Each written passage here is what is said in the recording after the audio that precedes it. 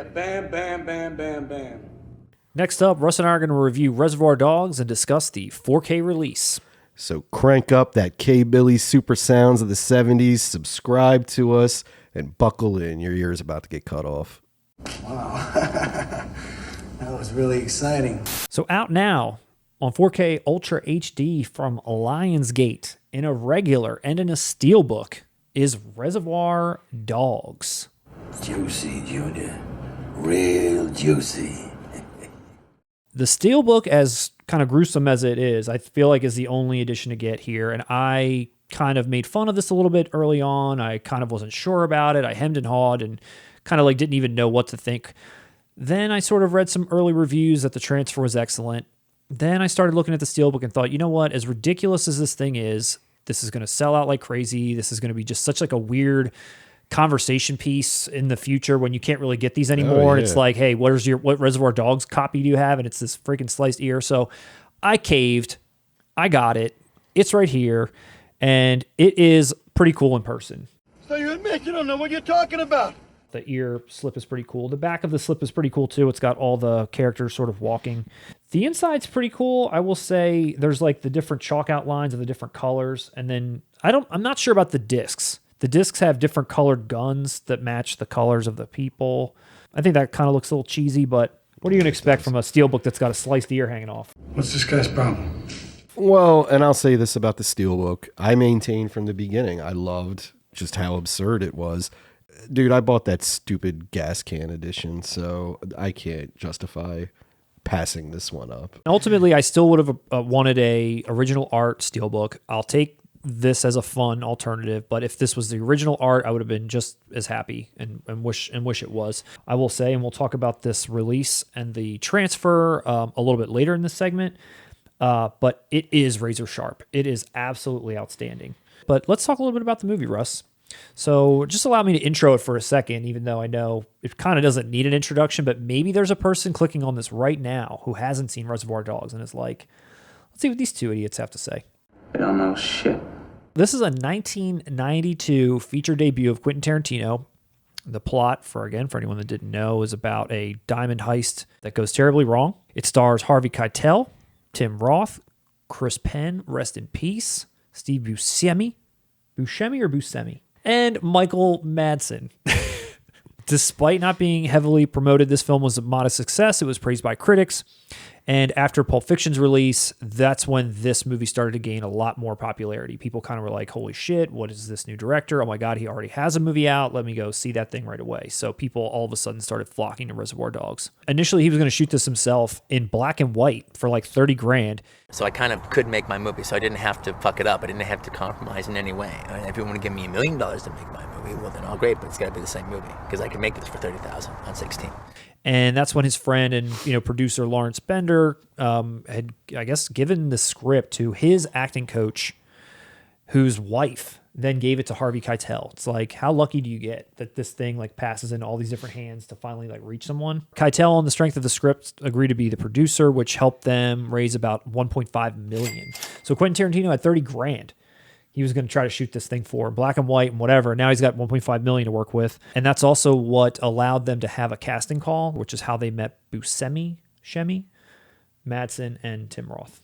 Basically, and just in what Tarantino has said and what others have accused him of, which we'll probably talk about and have before, is, does he rip off? Does he pay homage? Is he inspired? Is he stealing? Like, there's all these different things that you could levy at him. He says that he was inspired directly by The Killing, which was a Stanley Kubrick movie. But then there was also some other things that were dabbled in there, like certain scenes or certain pieces of dialogue, including, like you said, City on Fire. And the color pseudonyms also were first done in Taking of Pelham 1, 2, 3. Why am I Mr. Pink? But he denies plagiarizing anything. What's your take on that? I agree with him. Thank you, my man. No idea is original. There's nothing new under the sun. It's never what you do, but how it's done. Even the City on Fire comparisons. I've seen City on Fire, and yes, he definitely saw that movie. I mean, there's no getting around it. But what he essentially did was he took the finale of that film and extended it into a feature and then just put his own stamp on it.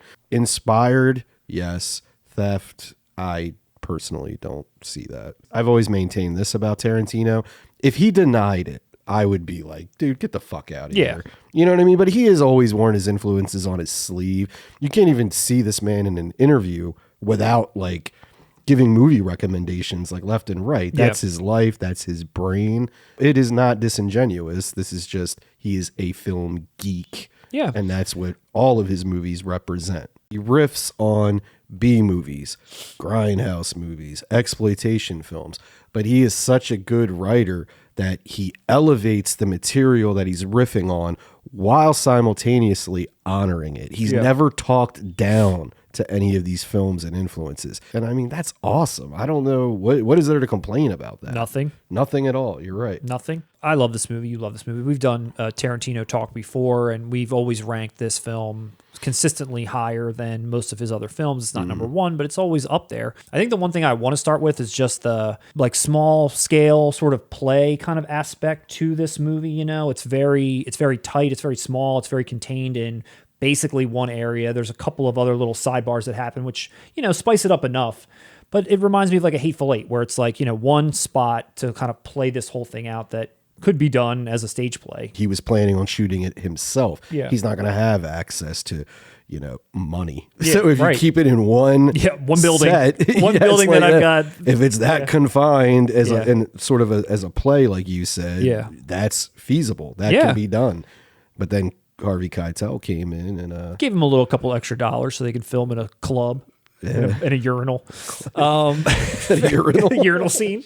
It pays knowing Harvey Keitel. Don't fucking patronize me. This movie could have had the biggest budget ever, and it could have been something even greater. Who knows what it could have been? But as it stands, it's brilliant, you know, with a small budget, with the small couple of spots that it has. I think it's really cool. And I think heists are also fun. Movies that have like a mole or a snitch that you don't know who it is are kind of fun. I mean, you sort of combine that. Again, like Hateful Eight, it's like these people are confined. You don't know who you can trust. You kind of feel like, you know, you want to believe this person. It can't definitely be that person, but all of these things combined make for an interesting movie in and of itself. And I think that's one of its biggest strengths. It's a heist movie with no heist. True. We don't see it. Yep. This is all an aftermath movie of a heist gone wrong, which again, that in itself is original. That would be a scene in most movies. And he turned it into a feature. Yeah. Every time it cuts back to the backstory of Mr. White, and it's slowly revealing to us, okay, well, he's not the rat. He's definitely not the rat. I will say though, because it sort of relies on that twist, as I've gotten older, Reservoir Dogs is a title I don't revisit as often. Really? When I was younger, I used to watch this all the time. It's my personal favorite. Part of the whole play aspect I was just mentioning and why I think it comes across like one, and most of his films obviously have great dialogue, but there's such great dialogue still in this movie, even being his very first movie. Yeah. Kind of like Pulp Fiction too. I like the trivial sort of conversations that these characters have before... like these violent criminals have before they, you know, quote unquote, get into character. I'm hungry. Let's get a taco. The humor in Reservoir Dogs, I just think it's meaner than even Pulp Fiction or Jackie Brown. You know, I'm not complaining. Serves the story. They're gangster assholes. You know what I mean? At the end of the day, but I've always noticed that over the years too, where this really has a sort of. It's just meaner in tone, I feel like. Even the dialogue, I feel like it's like harsh. Reservoir Dogs feels very bleak compared to everything else he did afterwards. Yeah. Well, this movie also, we have to let the fans know. Let the fans know. This film was a big part in how you and I became friends. It was, and that's actually one of the other things that I really like about this movie, which is the soundtrack. And it's not his strongest soundtrack, but it's still a good one nonetheless. Not by a mile, yeah. And the fact that we both not only like this movie, but I'm sure own the soundtrack. We were 15 years old. Like the internet wasn't around yet. Anybody at that point when I was 15 who had seen Reservoir Dogs, it was me showing them.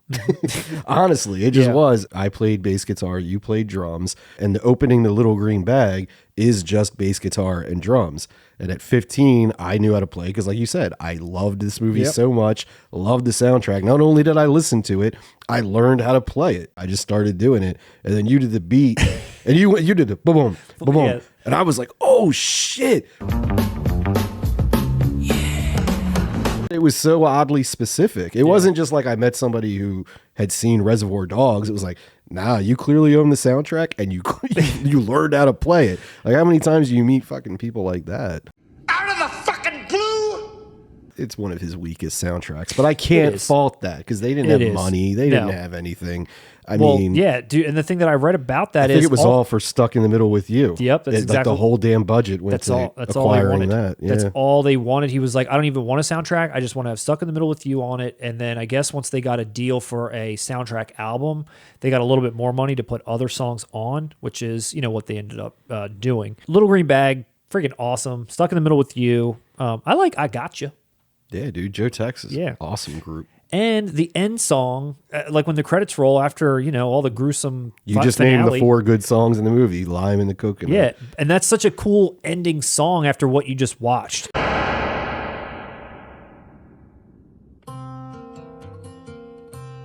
Anything that you don't like about this movie? There is one thing know, I can say about this movie that I feel like isn't tight, and that's Mr. Orange's backstory. I feel like it goes a little too long. Mr. Orange, Tim Roth's character, to me is one of the least interest. Not that he's bad. Tim Roth is fantastic. Like I said, this movie fires on all cylinders, but I would much rather be watching Mr. Blonde. I would much rather be watching Mr. Pink. I would much rather be watching Mr. White. And it's like, I feel like about an hour in, the momentum kind of drops. Not for long, but just a little bit. You don't have any idea what you're talking about. At the time, a reason why there was people detracting against it, and Tarantino had something interesting to say about it too, was the violence and the language in the movie. People were like walking out of screenings, especially at like the ear cutting scene. There was one director, great director, who Wes walked Craven? Yeah, he walked to Enric Baker. I actually left in the scene where they're torturing the cop, and so did Wes Craven.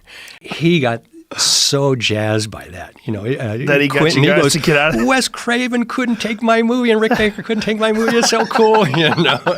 This is what Tarantino said about all that stuff. He said, it happens at every single screening. For some people, the violence or the rudeness of the language is a mountain they can't climb. And that's okay. It's not their cup of tea, but I am affecting them. I wanted that scene to be disturbing.